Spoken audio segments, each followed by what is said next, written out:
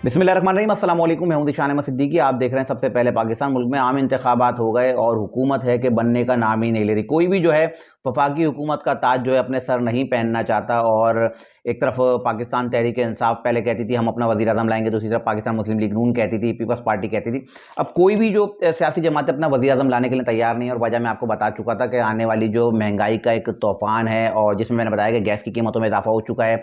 और अब जो है नेपरा ने 7 रुपये 23 पैसे जो है बिजली की फी यूनिट कीमतों में जो है इजाफे का भी जो उन्होंने कह दिया है। और अब बिजली भी महंगी होगी, पेट्रोल भी महंगा होगा और महंगाई का एक तूफान आएगा, क्योंकि वफाकी हुकूमत कोई भी लेने के लिए शामिल नहीं है। मैंने आपको बताया था कि पाकिस्तान पीपल्स पार्टी सूबा सिंध, पाकिस्तान मुस्लिम लीग नून पंजाब और पाकिस्तान तहरीक इंसाफ KPK और बलूचिस्तान, इस तरह से ये सब अपने अपने सूबों में हुकूमत करना चाहते हैं। मरकज़ में कोई भी हुकूमत लेना नहीं चाहता। लेकिन मैं अपने पिछले व्लॉग में पूरी तफसील से तमाम चीज़ों से आपको आगाह कर चुका हूँ कि ये इत्तेहाद बनेगा। क्योंकि अब जिस तरह से मैंने आपको बताया कि बार बार, क्योंकि मैं इसलिए बताता हूँ ताकि आपको याद रहे कि GDA का सिंध में धरना और उसके बाद कमिश्नर पिंडी की प्रेस कॉन्फ्रेंस, उसके बाद पाकिस्तान मुस्लिम लीग नून और पीपल्स पार्टी दोनों करीब आ गए हैं। और उनकी जो है 5 तकरीबन उनकी मुलाकातें हो गई हैं, जो उनकी कमेटी उन्होंने तश्कील दी है। उस कमेटी में हतमी फैसला तो नहीं हुआ, लेकिन कुछ ज़राए से जो खबरें हैं उनमें काफ़ी कुछ जो है तय हो चुका है।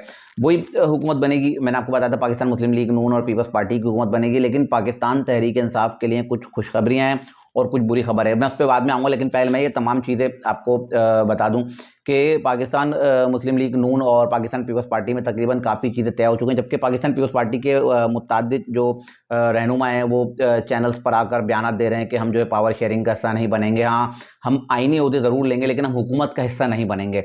लेकिन देख लीजिएगा जब ये हलफ बर्दारी होगी। मैं अपने कई ब्लॉग में बात कह चुका हूँ कि पाकिस्तान मुस्लिम लीग नून और पीपल्स पार्टी जो है हर सूरत जो है इत्तेहाद करेगी। क्योंकि इनको जो है अल्टीमेटम दे दिया गया, इनको 72 घंटे का टाइम दे दिया गया है फैसला साजों की जानिब से कि 72 घंटे में आप लोग फैसला कर लें।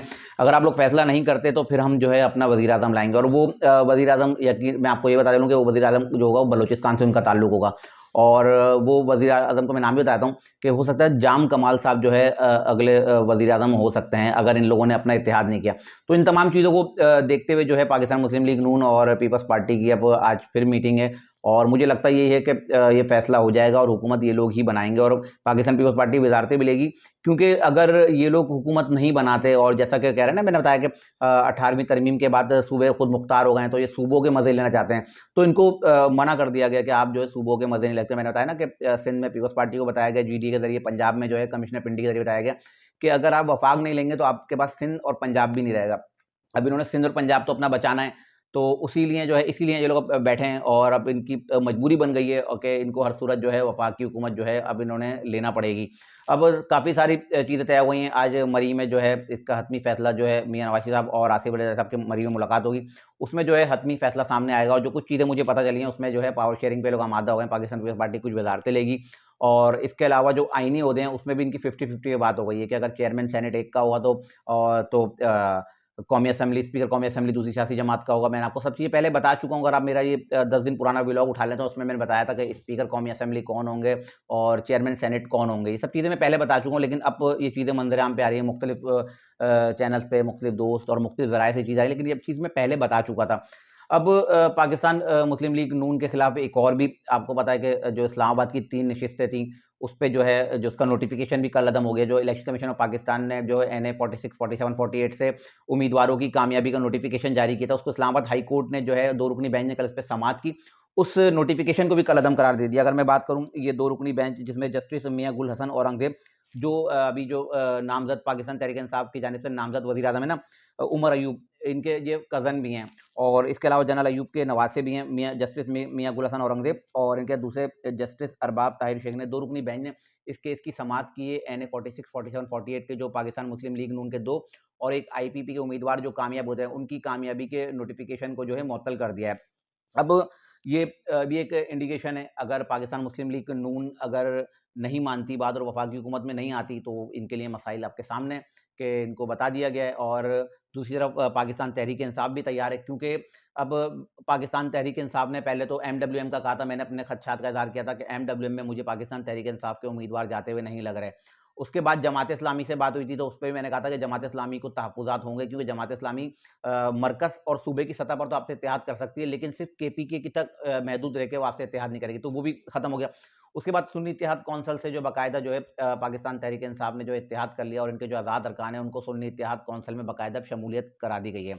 अब अगर हम बात करें सुन्नी इत्तेहाद कौंसिल के जो सरबराह हैं साहबज़ादा हामिद रज़ा साहब, इन्होंने 50 अरकान की जो है दरख़्वास्तें जो इलेक्शन कमीशन ऑफ पाकिस्तान में दे दी हैं कि भई 50 अरकान जो है हमारी सियासी जमात में आ रहे हैं, और इसके अलावा मखसूस नशिस्तों का सारा खेल है ना ये, जो एक मखसूस नशिस्तें ख़वातीन की और अक़लियतों की। तो उसके लिए जो है सुन्नी इत्तेहाद कौंसिल ने बाकायदा दरख़्वास्त दे दी है कि जो मखसूस नशिस्तें हैं ख़वातीन की और अक़लियतों की, वो हमें जो है दी जाएँ।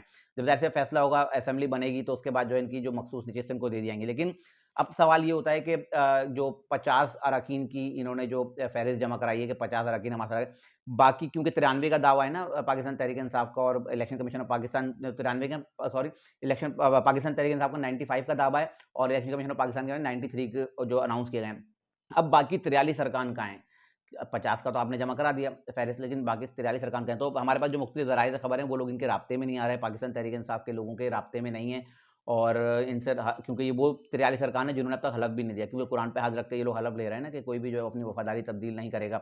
इससे पहले जब मैं बता चलूँ कि उमर अय्यूब का जब नामज़द किया था उनको वज़ीर-ए-आज़म के लिए, तो उस वक़्त भी इस्लामाबाद के मेरिट होटल में जो है फ़ौरी तौर पर एक इजलास तलब किया था, और उसमें जिनके तमाम जो कामयाब उम्मीदवार थे जो पाकिस्तान तहरीक-ए-इंसाफ के प्लेटफ़ॉर्म से इन्होंने इलेक्शन लड़ा, तो उस वक़्त भी 33 अरकान जो है उस वक़्त वहाँ नहीं पहुँचे थे। तो उस वक़्त पाकिस्तान तहरीक-ए-इंसाफ को इस चीज़ का खदशा था कि हमारे कुछ लोग जो है गायब हैं, और जो हमसे राब्ते में नहीं हैं। तो उस वक़्त भी 33 अरकान जो है उस वक़्त गायब थे मेरिट होटल से, जब उमर अय्यूब ने इजलास बुलाया था कौमी, जो उनके उम्मीदवार जीते थे कौमी असेंबली से। तो अब ये 50 उम्मीदवारों की फ़हरिस्त जमा करा दी गई है, लेकिन 43 अब तक जो है लापता हैं। बहरहाल अब ये क्योंकि मैंने आपको बताया ना, गेम जो है बड़े दिलचस्प मरहले में दाखिल हो चुका है। अब पाकिस्तान मुस्लिम लीग नून और पीपल्स पार्टी को बिल्कुल यूँ लटकाया हुआ बीच में कि यूँ या यूँ, क्योंकि अब अगर ज़रा-सा ये पीछे हटते हैं पाकिस्तान पीपल्स पार्टी और पाकिस्तान मुस्लिम लीग नून हुकूमत साज़ी से, तो वो 43 जो अरकान लापता हैं, वो भी सामने आ जाएँगे, और पाकिस्तान मुस्लिम लीग नून या पाकिस्तान पीपल्स पार्टी के कुछ लोग टूटकर दूसरी तरफ भी आ सकते हैं। तो अब एस्टेब्लिशमेंट ने इनको दो टूक पैगाम दे दिया और उनको बता दिया कि अब हुकूमत बना लो, वरना हम अपना वज़ीर-ए-आज़म लेकर आएँगे, और जब अपना वज़ीर-ए-आज़म लेके आएँगे, तो फिर आपको पता है कि यकीनन वो पाकिस्तान तहरीक-ए-इंसाफ के लोग भी जो है उनके साथ शामिल होंगे, और उसके बाद क्या होगा सबको पता है। तो मुझे यही लगता है कि अब जो पाकिस्तान पीपल्स पार्टी और पाकिस्तान मुस्लिम लीग नून जो है हुकूमत बना लेगी। दूसरी तरफ अगर हम एक जो अच्छी खबर की बात कर रहा था पाकिस्तान तहरीक-ए-इंसाफ के लिए, पाकिस्तान तहरीक-ए-इंसाफ के लोगों को अब रिलीफ़ मिलना शुरू हो गया है। अब मैंने बताया ना कि अब ये सुन्नी इत्तेहाद कौंसिल में लोग शामिल हो गए, और इनका दावा है कि हमारे पास जो है 93 नशिस्तें हैं, और 93 नशिस्त अगर इनकी पूरी आ जाती हैं, तो उसके बाद इनको जो है 22 तकरीबन जो है मखसूस नशिस्तें इनको अलॉट की जाएँगी असेंबली में।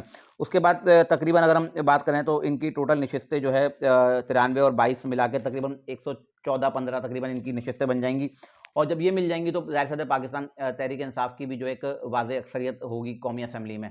तो ये एक अच्छी खबर है कि पाकिस्तान तहरीक-ए-इंसाफ के जो कौमी असेंबली के अरकान जो है बहुत ज़्यादा तादाद में हो जाएँगे, और उसके बाद अगर वो कुछ इत्तेहादियों को मिला के, क्योंकि मैंने बताया ना कि जो इंडिकेशंस दिए जा रहे हैं, अगर वो जो 43 लापता इनके पास आएँगे वो, और जो इनके जो 50 इन्होंने दरख़्वास्तें जमा करा दी, इसके अलावा कुछ हो सकता है और भी आ जाएँ। तो 115-16 तो वैसे ही पाकिस्तान तहरीक-ए-इंसाफ की मखसूस किस्तों को मिला के जाएगा, तो पाकिस्तान तहरीक-ए-इंसाफ भी एक मज़बूत पोज़ीशन पे आ जाएगी। तो फिर कुछ लोगों को लाना और उनके साथ जोड़ना, तो फिर कोई इतना मसला नहीं रहता। तो उसके बाद फिर पाकिस्तान तहरीक-ए-इंसाफ जो है अगली हुकूमत जो है बना लेगी। इसके अलावा पाकिस्तान तहरीक-ए-इंसाफ के लिए एक दूसरी अच्छी खबर ये है कि पाकिस्तान तहरीक-ए-इंसाफ के बानी इमरान खान साहब के खिलाफ जो केसेस तेज़ी से चल रहे हैं, 190 मिलियन पाउंड केस का, तोशाखाना और दौरान-ए-दरनी का केस, अब सब में जो है जो रोज़-बरोज़ जिस तरह से उसमें समाअतें हो रही थी ना रोज़ाना की बुनियाद पर, अब उसमें जो है लंबी-लंबी तारीखें मिल रही हैं, और उधर से भी पाकिस्तान तहरीक-ए-इंसाफ को जो है रिलीफ़ मिलना शुरू हो गया, और इमरान खान साहब को जो है रिलीफ़ मिलना शुरू हो गया। अब कुछ खबरें ये हैं कि पाकिस्तान तहरीक-ए-इंसाफ के इंतहाई अहम रहनुमा, अब उनकी भी आहिस्ता-आहिस्ता ज़मानतें होना शुरू हो जाएँगी, और वो लोग भी बाहर आ जाएँगे, और एक फ़ॉर्मूला उनको दे दिया गया है कि आप केपीके में हुकूमत बनाएँगे, लेकिन मरकज़ में जो हुकूमत बनेगी उससे आप जो है उससे मदाखलत नहीं करेंगे। वहाँ आप कोई ऐसी बात नहीं करेंगे जो जिससे जो इश्तिआल फैले या मुल्क की मईशत को नुकसान पहुँचे।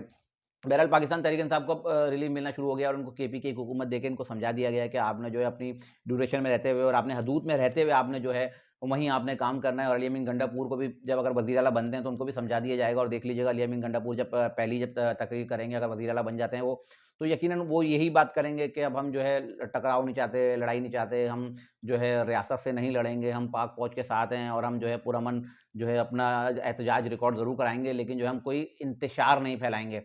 तो देख लीजिएगा ये सारी चीज़ें अब आहिस्ता-आहिस्ता आएँगी। पाकिस्तान तहरीक-ए-इंसाफ को भी रिलीफ़ मिलना शुरू हो गया। दूसरी तरफ पाकिस्तान मुस्लिम लीग नून और पीपल्स पार्टी को ना चाहते हुए भी इन लोगों को जो है निकाह करना पड़ेगा, और क्योंकि ये अब जो है मजबूरी है इनकी, ये निकाह, और अगर ये लोग निकाह नहीं करते तो फिर इनके साथ क्या होगा वो आप मुझसे ज़्यादा बेहतर जानते हैं। ये थी आज की कुछ इंतहाई अहम खबरें जिसके साथ मैं हाज़िर हुआ था। इंशाल्लाह मज़ीद खबरों और नई तजदीद के साथ फिर हाज़िर होऊँगा। तब तक के लिए याद दीजिए अल्लाह